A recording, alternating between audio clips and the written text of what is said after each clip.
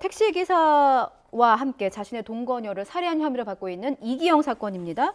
아직도 동거녀의 시신은 찾지 못했습니다. 그런데 수사기관이 실마리는 찾았다고 해요. 어떤 부분입니까? 사실 살해를 했다라고 이야기를 하더라도 살해하는 사체가 나오면 어떻게 사람이 사망했는지를 우리가 부검을 통해서 알 수가 있는 거잖아요. 그렇죠. 그런데 지금은 지금 이기영의 자백밖에 없는 거예요. 둔기로 쳐서 사람이 사망했다 정도의 어떤 내용이었고 지금 사체가 발견되지 않았기 때문에 정말 그러면 이기영의 자백대로 사람이 사망을 했을까에 대한 고민을 가질 수가 있는데 그렇죠. 지금 첫 번째 단서가 뭔가 하면 그 집에서 피를 발견했어요. 근데 피를 발견했는데 이 피가 대조군이 없어요. 이 피해자와 연관관계가 없었기 때문에 대조군이 없었는데 대조군을 경찰이 찾았습니다. 그래서 찾아서 피를 검사해 보니까 이 피해자의 DNA와 같다. 이는 과학적 증명이기 때문에 피해자의 피가 맞아요. 그런데 그 피가 비산원이 있는 거예요. 비산은이 뭔가요? 비산원이라는 게 보통 사람이 이렇게 만약에 예를 들어 탁 때리면 여기서 피가 나면 이렇게 바깥으로 올라갈 거 아니에요. 아침부터 조금 좀 죄송스러운 말인데 어떤 충격을 받았을 때 피가 바깥으로 촥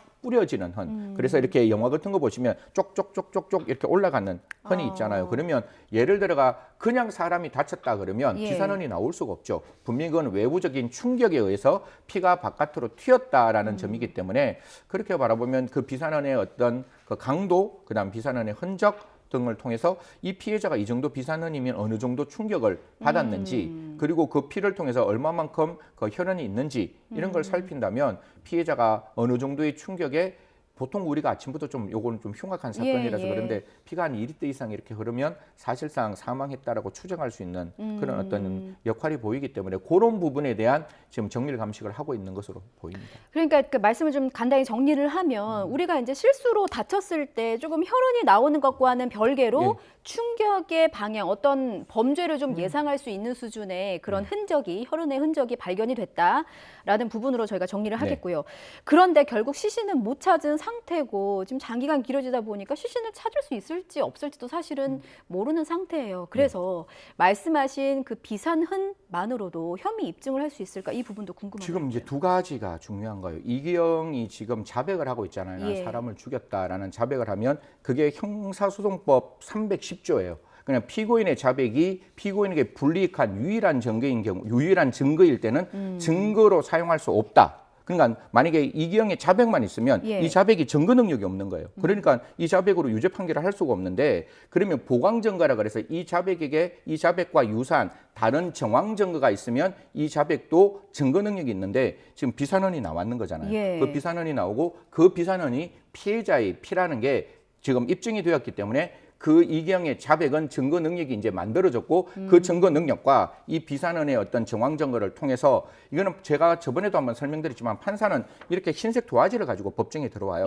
그러면 이 자백과 비산헌이 이 판사에게 합리적 의심을 넘는 고도의 개연성을 검찰이 공판정에서 만들어내면 이기영에게는 지금 우리 저 사체를 찾지 못한 피해자에게도 살인죄가 인정될 수 있는 거죠. 그렇군요. 과거 사례들을 좀 소개해 주십시오. 과거에 뭐 명확한 타살 증거가 없더라도 살인 혐의가 인정된 경우가 있었죠. 가장 지금 많이 지금 우리가 머릿속에 기억할 수 있는 게 고유정 사건. 사실 그 남편의 사체가 없었지만 고유정에게는 그러한 어떤 사체 없는 사건에 대해서 무기징역형이 선고되었고 옛날에 부산에 시신 없는 사건인데 그 시신 없는 사건에 대해서도 사실상 1심과 2심에서는 좀 왔다 갔다 했는데 대법원에서 아니다 이거는 충분히 시신 없는 사건이라도 유죄가 가능할 수 있다라고 해서 그 당시에는 조금 노숙인을 바꾸었다 뭐 이런 문제가 나와요. 그래서 노숙인을 집에 데리고 와서 이 노숙인을 사망에 이르게 하고 자기가 들은 어떤 사망보험금에 자기가 죽었다라고 이야기하는 굉장히 2010년에 엽기적인 사건이었는데 그 사건에서도 대법원에서도